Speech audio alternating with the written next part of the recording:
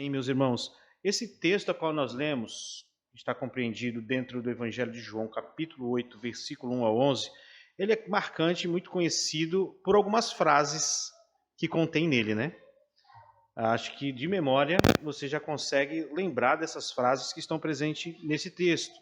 Uma delas é: quem não tem pecado, que atire a primeira pedra, não é? Outro texto que é muito conhecido, outra frase que é conhecida nesse texto, é: alguém te condenou? Nem eu, não é isso? Com essas frases todas, nós sabemos que muitas expressões e muito entendimento surge a partir daqui, como aquela expressão não julgueis para não ser julgado, ou tantas outras, como no sentido de, bom, todos são pecadores, logo deixa o meu pecado e eu deixo o teu, e assim a gente caminha direitinho. Irmãos, a questão é, será que é isso a conotação que esse texto dá? Antes de nós entrarmos no texto em si, eu gostaria de relembrar com os irmãos o propósito do Evangelho de João, não somente do texto com que nós vamos lidar, mas do propósito do Evangelho em si, amém? Olha só, o Evangelho de João é o quarto Evangelho e foi escrito com um propósito. Qual o propósito? O propósito de mostrar que Jesus é o Cristo, o Filho de Deus, e para que, crendo, as pessoas possam ter vida em seu nome. Isso está em João 20, 31, que nós encontramos o tema central. O propósito do Evangelho, qual é? Que Jesus é o Cristo, o Filho de Deus, e para que, crendo em Jesus, o Cristo, o Filho de Deus, as pessoas possam ter vida em seu nome. Ok? Então perceba que o foco, o propósito, o tema central do Evangelho é esse. Para que conheçam a Cristo e creiam em Cristo e tenham vida eterna. Não é o Cristo idealizado por mim, não é o Cristo idealizado por qualquer outro homem. É o Cristo, o Verbo encarnado, aquele verdadeiramente homem, verdadeiramente Deus. Não existe, irmãos, a expressão de quem é Cristo para você, ou quem é Cristo para mim. Existe o Cristo revelado nas Sagradas Escrituras. E é a respeito deste Cristo, do Senhor, o Verbo encarnado, que João escreve. Para que, conhecendo de fato quem é Jesus, crer nele e tenham vida e vida eterna. Amém? E não somente isso, João também frequentemente destaca os conflitos entre Jesus e os líderes religiosos judeus. Nós destacamos isso na última pregação, onde nós falamos da rejeição por parte da autoridade religiosa em relação a Cristo. E nós falamos que essa rejeição a Cristo, ela está alicerçada em um coração totalmente pecaminoso, em um coração totalmente depravado. Então, lembrando mais uma vez, qual é o propósito, então, do Evangelho de João? Jesus é o Cristo, o Filho de Deus, e para que, crendo, as pessoas possam ter vida em seu nome, João 20, 31. E a passagem a qual nós vamos lidar nessa manhã? João 8, do 1 ao 11. É um trecho bem conhecido nas Escrituras e muitas vezes intitulado A Mulher Adúltera. Como está aí na sua epígrafe? A mulher adúltera? Não é só disso que esse texto trata, amém, irmãos? Muitas vezes nós nos baseamos pela epígrafe e fugimos do propósito central do texto. O texto que trata realmente da mulher adúltera, na verdade, esse contexto ele é mais amplo e trata de que o Senhor Jesus ele é confrontado com uma mulher apanhada em adultério. O Senhor Jesus é confrontado pelas autoridades religiosas com essa mulher que foi apanhada em adultério, e os líderes religiosos tentam usá-la para testá-la. Amém? Perceba que a ideia do texto é maior do que simplesmente a mulher adúltera. E com isso, eu gostaria de destacar um tema para nós trabalharmos essa manhã. E não é a mulher adúltera, mas é a justiça de Deus em Cristo Jesus. E por que nós podemos, com esse texto, destacar a justiça de Deus em Cristo Jesus? Porque nesse contexto, nós veremos a falsa justiça por parte da autoridade religiosa, onde é flagrada uma mulher em ato de adultério, e ao invés deles terem um interesse pela justiça da lei, pela pureza do povo de Israel, eles tomam essa mulher e apresentam diante do Senhor Jesus, basicamente para pô-lo à prova, para testá-lo. Em face à falsa justiça desses homens, nós temos a legítima justiça de Deus em Cristo Jesus, onde de fato destrói o tribunal injusto daqueles homens, estabelecendo a verdadeira justiça de Deus. Portanto, o primeiro ponto que eu gostaria de destacar vai estar no versículo 1 ao 2, que é o ministério da justiça de Cristo é imparável. Nós veremos isso. Ou seja, mesmo sendo perseguido, a obra de Cristo avança. Nós vimos isso em João 7, onde aqueles líderes enviaram guardas para prender Jesus, eles retornam com as mãos vazias, e o que nós temos no versículo 1 em diante do 8 é Jesus continuar a ensinar. Jesus retornar ao templo e o exercício do seu ministério continuar. Mesmo em meio à perseguição religiosa, mesmo em meio à rejeição por parte daqueles líderes, o ministério de Cristo avança. Primeiro ponto, o ministério da justiça de Cristo, ele é imparável. O segundo ponto eu gostaria de ver com os irmãos é o versículo 3 ao 6, que vai destacar a falsa justiça das autoridades religiosas. E onde nós veremos a falsa justiça? Em usar o pecado da mulher para pôr Jesus à prova. Ok? E o último ponto, Cristo legitimamente justo. Cristo destrói o falso tribunal das autoridades religiosas. Percebe, irmãos, que ampliou, né? Não é só a mulher adúltera, né?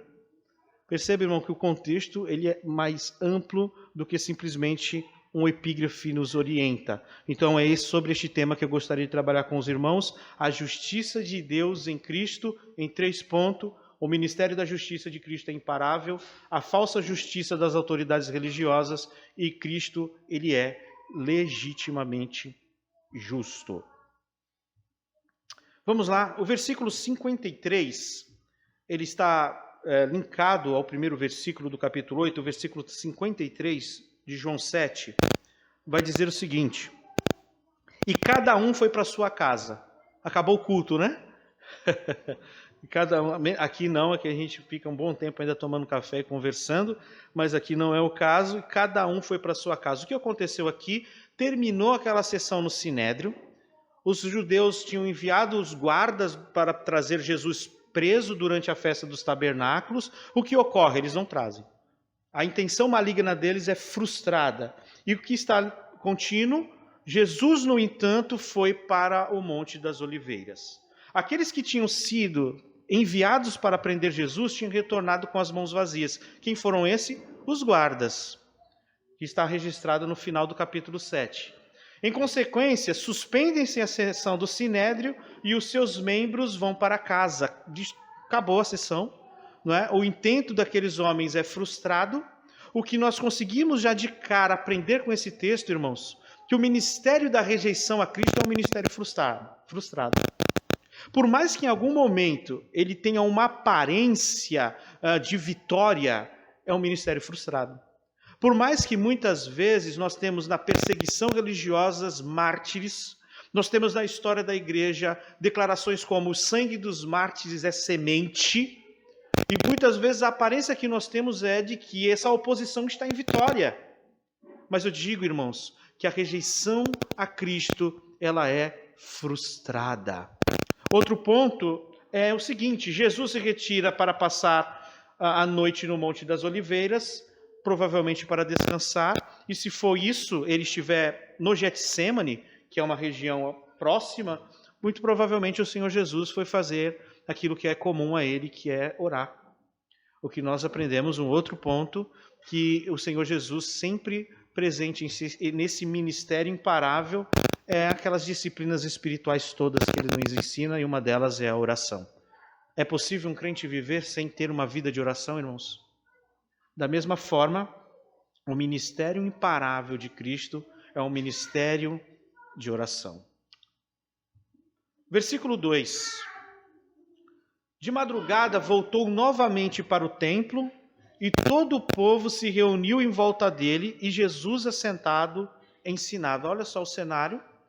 Jesus vai ao Monte das Oliveiras, provavelmente Getsemane, tem um tempo de descanso / oração, e agora um outro ministério sendo exercido, ou seja, o de ensino. Não tem como separar oração e palavra, né, irmãos? Elas são juntas. O pátio externo, eu gostaria de propor essa imagem para vocês, o pátio externo do templo servia como um ponto de encontro para muitos escribas se reunirem os seus alunos ao redor deles e expor a lei. Nós temos o templo, temos o pátio externo, e ali era comum os escribas se encontrarem para expor a lei, servir dessa forma. Jesus usava as mesmas instalações, mesmo que o seu conteúdo não pudesse facilmente ser comparado com o que os outros ensinavam. Nós temos um ponto de similaridade aqui, qual é? Da mesma forma que os escribas se reuniam para ensinar, usando o pátio externo, da mesma forma o Senhor Jesus fazia também, mesmo que a pregação do Senhor Jesus, o ensino do Senhor Jesus era incomparável em relação dos escribas. Mesmo em meio ao ambiente de perseguição, Jesus não para. E por que Jesus não para? Porque o ministério da justiça de Deus em Cristo é imparável. Mas ele foi à cruz. Ele morreu. A morte venceu a Cristo, irmãos? A morte venceu a Cristo? A morte não venceu a Cristo. O túmulo não prendeu ao Senhor. Quando Cristo voltou aos altos céus, foi assunto aos céus, a obra de Cristo na terra parou? Atos dos Apóstolos poderia ser escrito Atos do Espírito de Deus. Atos do Santo Espírito. E por quê? Porque o ministério de Cristo, ainda que em meio à rejeição, à perseguição, ele é imparável. E sabe por que a igreja é imparável? Porque ela está alicerçada na mesma obra de Cristo. O fundamento da igreja não somos nós, homens, mas o fundamento, o alicerce da igreja é o próprio Cristo. E por isso a igreja avança, e por isso que as portas do inferno não prevalecem contra a igreja. Por mais que muitas vezes a rejeição se destaque e tenha notoriedade, pessoas sejam perseguidas e muitas vezes igrejas perseguidas, e isso existe, ainda assim eu digo para você, o ministério de Cristo é imparável. Ele disse, não vos deixarei órfãos. A igreja é a habitação de Deus no Santo Espírito e a igreja continuará avançando até a eternidade. Amém? Uma lição que temos para nós aqui é a soberania de Deus na história da rejeição. Porque a intenção desses homens é parar o Senhor. É criar situações para impedi-lo avançar. Porém, quem controla a história? Os fariseus têm controle da história? Os fariseus escribas têm o controle da história? É a soberania de Deus que tem o controle da história da redenção, irmãos. Nosso Deus é soberano. E pelo fato de Deus ser soberano e manifestar-se nesse ministério imparável de Cristo, nós podemos chegar a Deus com confiança. Podemos chegar a Deus nessa manhã em esperança louvável, em exaltar o Senhor e saber que ainda que nesse presente momento passamos por ambientes de sofrimento, de lutas, de provações, de perseguições, não é o homem que controla a história redentiva. Não é o homem que está no curso, mas o Deus Criador dos céus e da terra, o Deus soberano. E como nós aprendemos isso? De madrugada, voltou novamente. Não parou. O serviço de rejeição a Cristo não foi poderoso o suficiente para impedi-lo. De repente você possa objetar e dizer, mas teve um momento que parou. Ele foi preso. Se você afirma isso é porque você nunca ouviu e entendeu que o Cristo que foi à cruz ressuscitou. A morte não o venceu. Que o Cristo que o ressuscitou foi assunto aos altos céus em poder e em glória e retornará. E retornará. Logo, o ministério da justiça de Cristo é imparável. E a soberania de Deus é o que controla a história. Cheguemos ao Senhor com confiança, irmãos. Com esperança. De saber que se toda essa história tivesse alicerçada em nossas próprias capacidades, em quem nós somos, não avançaríamos um dia como igreja. já teríamos sido extinto como qualquer outra instituição e associação humana. Mas a igreja é alicerçada em Cristo e as portas do inferno não podem prevalecer contra ela. Versículo 3 vai dizer, olha eles aqui, voltaram. Então os escribas e fariseus trouxeram à presença dele uma mulher surpreendida em adultério e fazendo-a ficar em pé no meio de todos. Nós vamos continuar a leitura, mas consegue já imaginar o cenário? Jesus está no pátio ensinando, existem pessoas ouvindo e aprendendo, eles entram neste ambiente, juntamente trazendo com eles essa mulher que é apanhada em adultério e coloca exposta diante dele e diante os outros que estavam ali no ambiente de ensinamento. Quem são esses escribas? Eram estudiosos e expositores reconhecidos da lei de Moisés. Mais uma vez, anote aí, quem são os escribas? Eram os estudiosos e expositores reconhecidos da lei de Moisés, logo aptos a aplicar a lei. Nós temos os escribas, nós temos uma mulher apanhada em adultério, nós temos a lei de Deus, e quem são os escribas?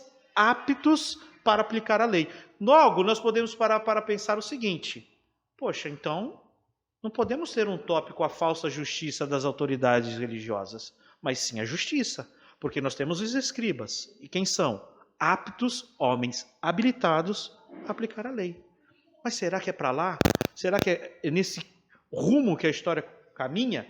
E nós temos a mulher que eles trouxeram, surpreendida em ato adultério. Que essa mulher é passiva de punição.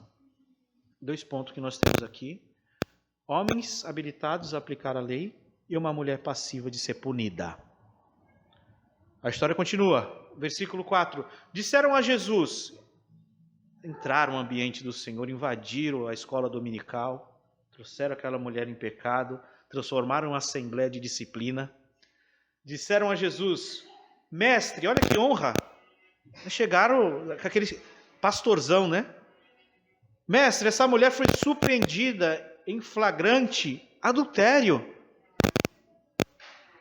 Essas autoridades religiosas se aproximaram de Jesus demonstrando respeito. Mestre. Mas era um respeito da boca para fora. Não era um respeito legítimo. Não era um respeito verdadeiro. Nós vamos ver por quê. Mestre, essa mulher foi surpreendida em adultério. Pessoas que se aproximam dos outros, como esses homens, com respeito da boca para fora, como aquelas pessoas que se aproximam dos outros com falsas considerações. Aqui nós estamos começando a rastrear o tópico, a justiça, a falsa justiça das autoridades religiosas. Primeiro pontinho aqui, vai pegando aí.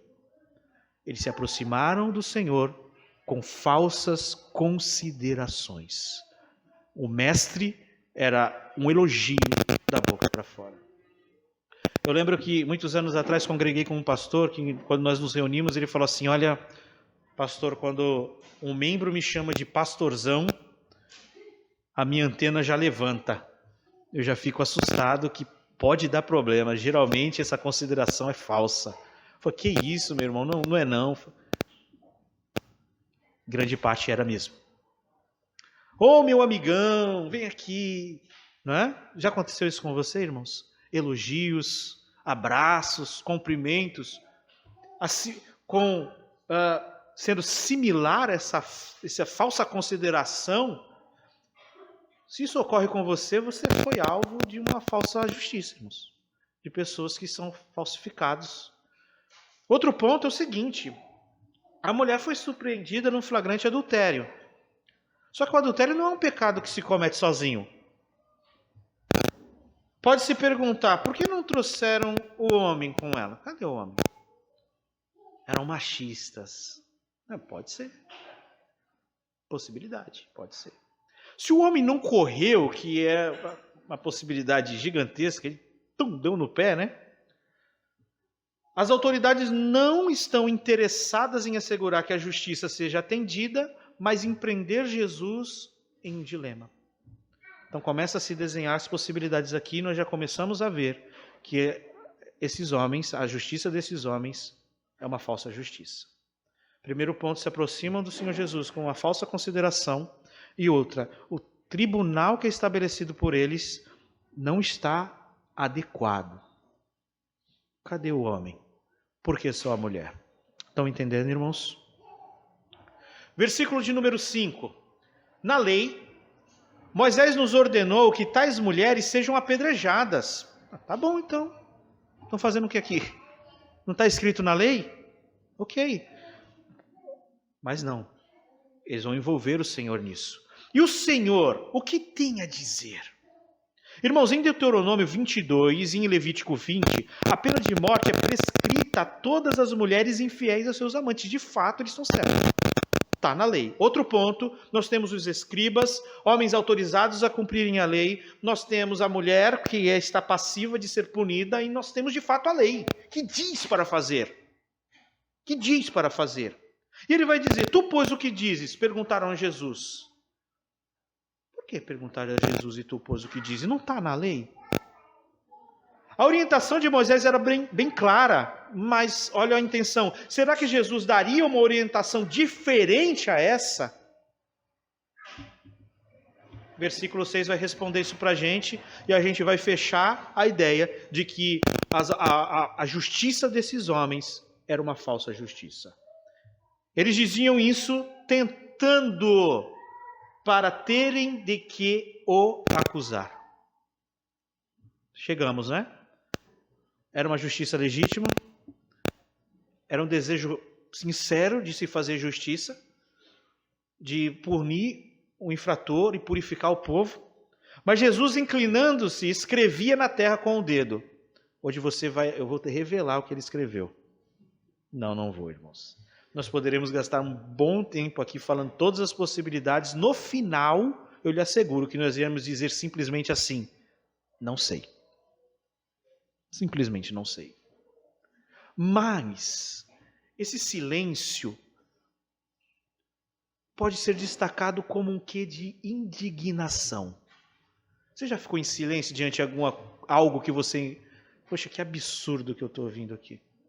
Ou eu não acredito que você está falando isso. E você não consegue nem expressar isso. Esse silêncio de Jesus, irmãos, é tão assustador quanto o que ele vai dizer. Porque aqui é um ato de reprovação, um ato de indignação diante daquilo que está diante dele. As autoridades não estavam interessadas nos méritos do caso. O que é isso? Que as autoridades não estavam de fato interessadas nos méritos do caso. Eles diziam isso tentando. Eles não estavam interessados então na gravidade do pecado da mulher. Eles levam a mulher apanhada em adultério, mas o interesse não está aqui na gravidade do pecado. Ainda menos em assegurar que a justiça fosse feita e fosse visto sendo feita, ou seja, em promover justiça. Percebe, irmãos, que a falsa justiça ela não está preocupada de promover justiça em hipótese nenhuma. Ela tem uma outra intenção. O que eles estavam fazendo então? Eles estavam usando essa pergunta como uma armadilha a fim de terem uma base para acusá-lo. Ele já fez isso em outras vezes. Esse ponto que eu resumi, ele para mim foi muito assustador, irmãos, porque olha só o que esses homens fizeram. Aqueles homens estavam usando o pecado daquela mulher, a vontade de Deus revelada na lei. Olha só o que esses homens estão fazendo. Mais uma vez, eu vou repetir para você. Aonde chega a malignidade do coração humano. Aqueles homens estavam usando o pecado daquela mulher, a vontade de Deus, poderíamos colocar aqui a palavra de Deus, usando a própria palavra, para realizar a vontade pecaminosa deles. A ideia não era punir o pecador, não era purificar o povo, não era fazer a vontade de Deus, mas era usar o pecado daquela mulher, e não só o pecado, mas também a lei de Deus. A palavra de Deus, a vontade de Deus, para ser um instrumento da vontade maligna deles mesmos. Qual seria o dilema que eles provavelmente estavam tentando prender o Senhor Jesus? Olha só, se o Senhor rejeitasse a lei de Moisés, sua credibilidade seria instantaneamente minada. Estão entendendo? Se ele responde de tal forma que é contrário à lei, porque eles afirmaram, está escrito na lei. Se ele responde ao contrário, a credibilidade de Cristo seria instantaneamente minada. Ele seria descartado como uma pessoa sem lei e talvez fosse acusado nos tribunais de crime mais grave. Resumindo aqui, eles teriam uma base forte para acusar o Senhor no Sinédrio. Se ele responde contra a lei. É de fato sem lei, ele já quebrou o sábado e agora é contra a lei de Moisés. Estão entendendo aqui? É um dilema. E por que é um dilema? Porque tem um outro ponto que é provável. Se em nome de Moisés, pelo contrário, ele pronunciasse a sentença de morte a essa mulher, ele estaria indo contra quem? A Roma. Essa mulher, ela fosse de fato executada, ele teria estado infringindo os direitos exclusivos de Roma. O único que nesse período tinha autoridade para impor sentença de morte. Não podemos esquecer, os judeus eles tinham certa liberdade, mas estavam sob o governo romano. Entenderam o dilema? Se o Senhor Jesus vai contra a lei de Moisés, ele é acusado de infringir a lei do Senhor e pode ser acusado no Sinédrio. Se ele diz, apedreja então, e o ato ocorre, ele pode ser acusado pelos romanos de que aquele ato foi provocado por ele sem ser sentenciado pelo prefeito romano. Nós já não estamos mais debaixo da lei judicial e nem da lei cerimonial de Israel. Portanto, ainda que alguém peque aqui, nós não teremos esse cenário de apedrejamento, pelo menos não com pedra mesmo. Visto que Cristo cumpriu a lei, não estamos obrigados às leis judiciais de Israel. Foram cumpridas e cessaram de fato. Lei cerimonial, os cerimoniais, sombras e tipos, e as leis judiciais, que eram as sanções pela quebra da lei moral do Senhor. Porém, na nova aliança, temos a disciplina eclesiástica, irmãos, que visa a purificação do povo e a restauração do pecador.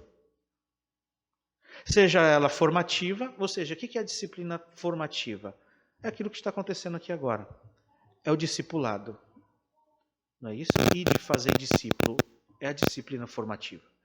É se Cristo sendo formado em nós continuamente pela ministração da palavra e pelo poder do Santo Espírito. Porém, a disciplina ela não é só formativa, ela é também corretiva.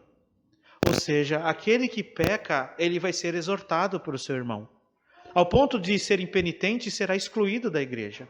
Mas o que eu quero dizer com isso? Por que eu estou citando isso?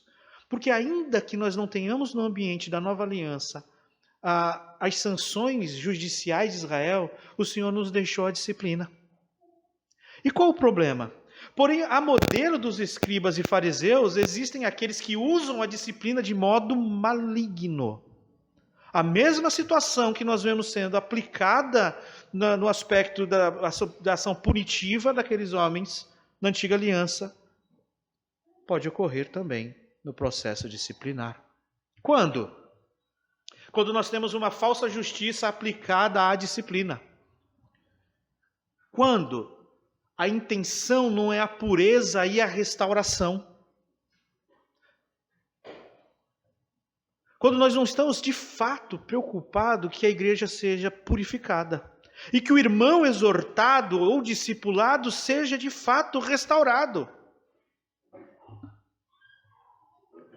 E quando isso se dá, expor e usar o pecado do próximo por intenções malignas.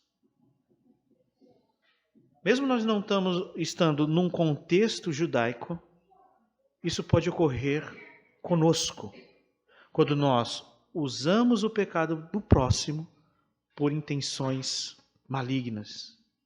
Uma delas, pôr a liderança da igreja à prova. Com aquele intuito seguinte, quero ver como eles se saem. A intenção não é formar o irmão. A intenção não é exortação para correção ou para restauração do irmão. Mas é muitas vezes levada à liderança da igreja simplesmente para dizer, quero ver como que eles vão se sair. Outro ponto, quando se esconde o próprio pecado expondo do outro, vive pior do que o acusado. Vive pior do que o acusado. Na verdade, irmãos, o pecado do outro se torna uma distração para que as pessoas não vejam em você os delitos. Eu coloco pecadores à minha frente para que as pessoas não vejam que de fato o pecador sou eu. Eu estou em pecado, mas eu apresento em acusações outros e crio distrações. Isso é uma falsa justiça apresentada no ambiente da igreja. E se de fato, em algum momento, vivemos assim, que possamos nos arrepender, irmãos. E saber que o processo disciplinar da igreja visa, de fato, purificar a igreja e restaurar o irmão caído. Amém? Que nós não usemos o ambiente disciplinar para que as nossas intenções malignas sejam de fato cumpridas.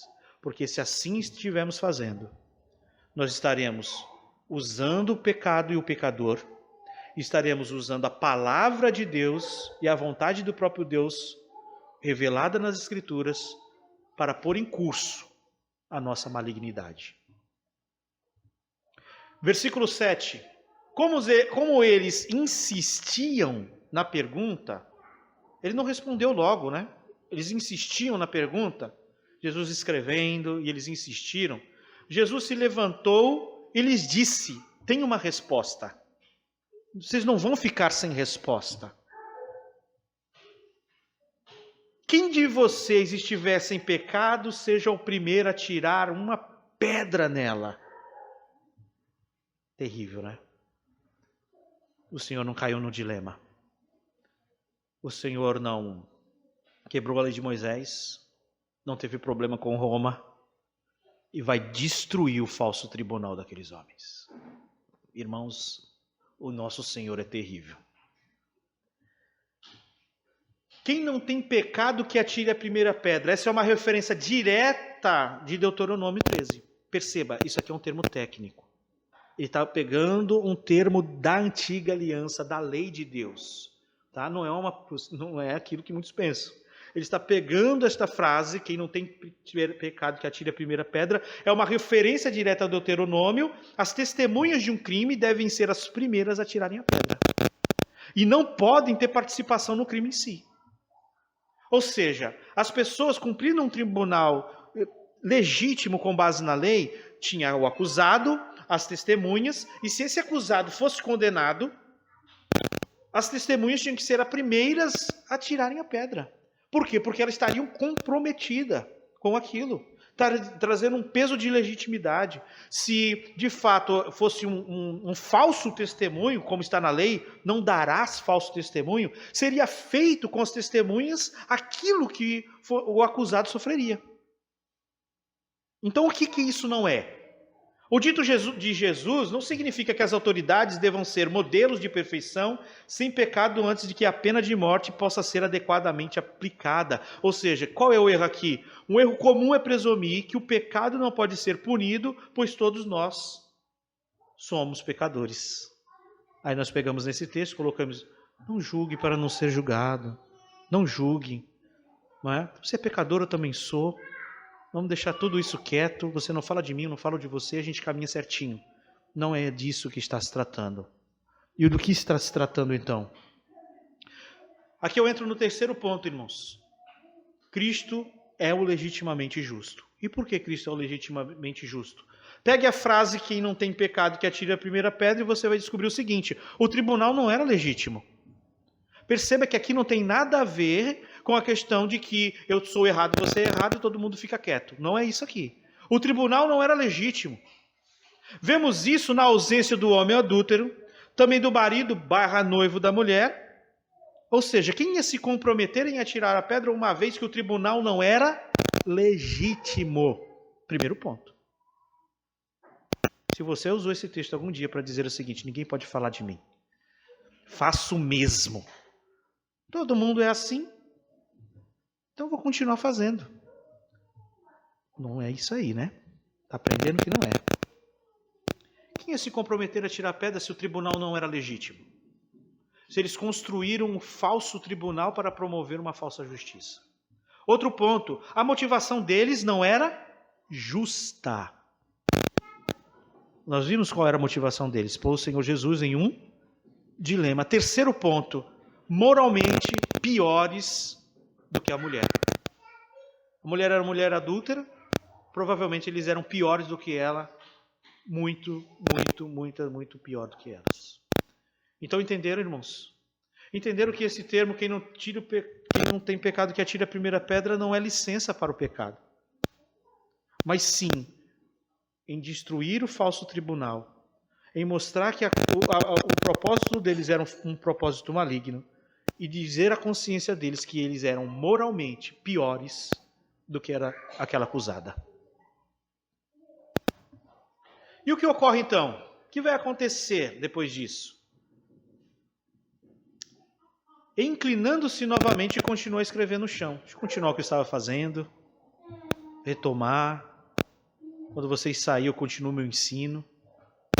E o que ocorre? Versículo 9. Mas eles, ouvindo essa resposta, os homens, os acusadores, foram saindo um por um, a começar pelos mais velhos até o último, ficando só Jesus e a mulher em pé diante deles. Toda vez que eu leio essa parte final desse texto, me vem uma emoção muito grande, irmãos, porque de fato o que ele faz aqui é maravilhoso. Muitos manuscritos dizem especificamente que os acusadores foram acusados pela própria consciência. Eles sabiam que o que eles estavam fazendo era irregular, era ilegal. Aqueles que tinham vindo para envergonhar Jesus saem agora envergonhados. Esse ministério de rejeição a Cristo veio para promover a vergonha a Cristo. E quem sai envergonhados é eles mesmos. Quando eles foram embora, diz que a mulher estava no meio. Tudo que João quer dizer é que o círculo ao redor dela havia sido dissolvido e ela estava no meio, em pé. O que o Senhor faz? Dissolveu o falso tribunal. Diluiu o falso tribunal. Ficou o grupo de ensino anterior, o grupo que cercou a mulher, para estabelecer uma falsa justiça, uma falsa impiedade, para usar o pecado daquela mulher para promover as suas intenções, é destruído, é desfeito. Por quê? Porque Cristo é legitimamente o justo.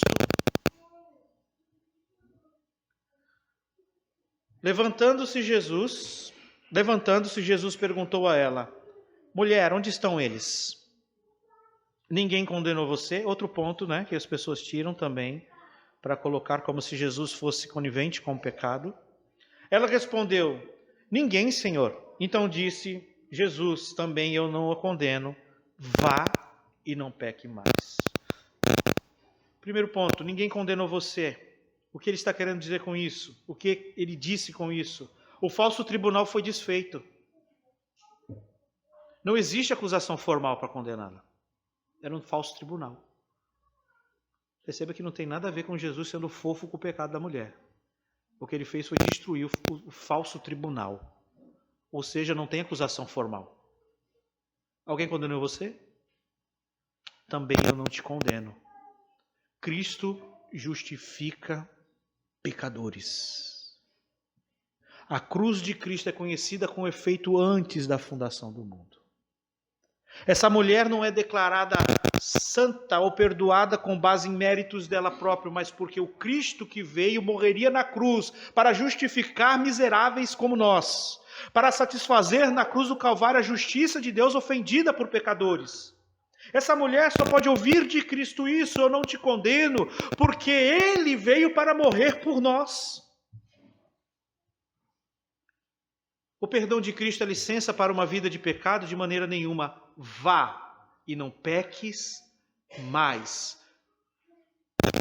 O verdadeiro perdoado, aquele que de fato foi perdoado, frutificará em uma vida santa diante de Deus. O Senhor chama aquela mulher a uma vida de arrependimento e fé. Chama essa mulher a uma vida de transformação com base no perdão que Ele concede a ela.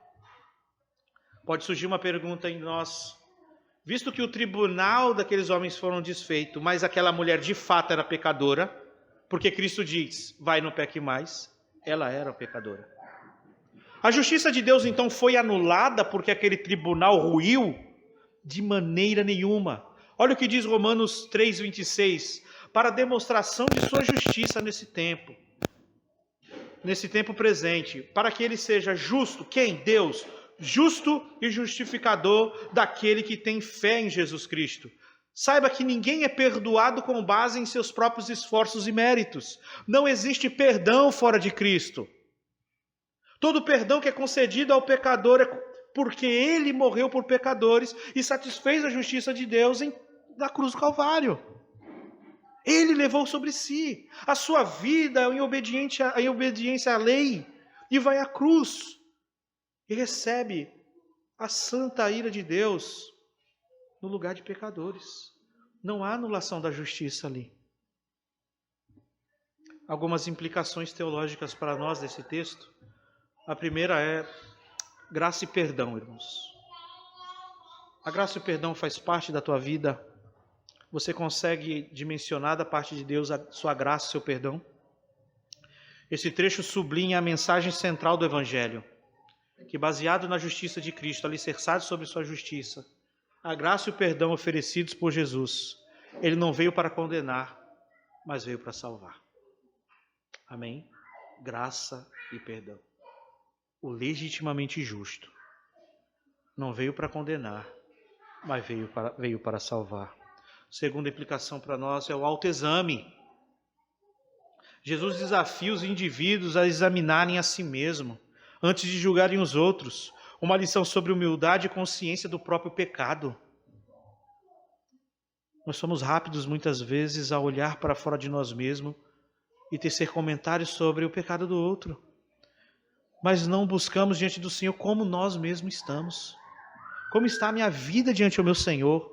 Desde que me alcançou por graça e perdão, como tenho eu vivido diante dele?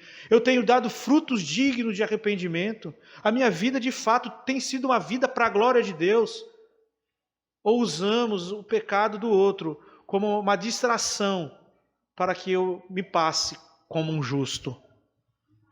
Se for isso, o nome que Jesus deu é hipocrisia. É hipocrisia. Último ponto, última implicação é a transformação de vida. A instrução de Jesus para a mulher, não peques mais, sugere que o perdão genuíno leva à transformação de vida.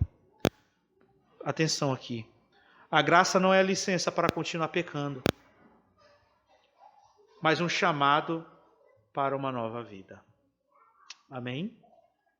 Transformação de vida. A graça não é licença para continuar no pecado, mas um chamado para a nova vida. Nós confessamos aqui que somos salvos pela graça mediante a fé. Isso não vem de vós, é dom de Deus, para que ninguém se glorie. Mais à frente diz, para que andemos nas boas obras que Ele preparou de antemão. O arrependimento e fé frutifica, é evidenciado em uma vida para a glória de Deus. Aplicações, chegando ao fim. Com base naquilo que nós vimos, irmãos, existe um perigo de usar a falsa justiça para continuar no pecado. Usar a falsa justiça para continuar no pecado. É aquelas declarações assim. Eles fazem também. Pega e mira em um tipo de igreja, um tipo de comportamento que de fato é condenável para justificar a minha não conversão. Para justificar a minha rejeição a Cristo. Sabe por que eu não vou para a igreja? É porque ali tem um grupo disso. Na verdade, é usar a falsa justiça para continuar você no pecado. Ainda que exista a falsa justiça, o ministério da justiça de Cristo é legítimo. Preste atenção aqui. O tribunal injusto daqueles homens foi dissolvido, mas o de Deus não. Ele continua em pé. Ele continua legítimo. Que seja justo no teu falar e no teu julgar, ó Deus, pequei contra ti somente pequei. Ainda que o tribunal daqueles homens ruiu pela justiça de Cristo, o tribunal de Deus continua o mesmo, intacto, e virá para julgar céus e terra. O dia do Senhor não é uma piada, não é uma mentira. Ele virá para julgar. O Cristo encarnado veio para salvar o perdido, mas ele retornará para vindicar a justiça de Deus ofendida. O tribunal de Cristo é legítimo, trazendo perdão aos pecadores arrependidos. Esse dia do Senhor que virá é antecipado na cruz de Cristo. A cruz de Cristo é uma antecipação desse tribunal de Deus, onde a ira de Deus é derramada, é despejada sobre o Filho. O Filho recebe o desfavor do Pai na cruz e chama homens e mulheres a arrepender-se e crer. Esse tribunal legítimo, a justiça legítima de Cristo que vem vindicar a justiça ofendida de Deus. Primeiro ponto, na cruz, ele satisfaz a justa ira de Deus e em seu retorno traz até nós o santo tribunal de Deus, o santo trono de Deus. O santo trono de Deus vem juntamente com Cristo. O santo tribunal de Deus vem juntamente com Cristo, trazendo perdão aos pecadores arrependidos e condenação aos amantes das trevas. Aquele tribunal foi desfeito, mas o do Senhor é legítimo.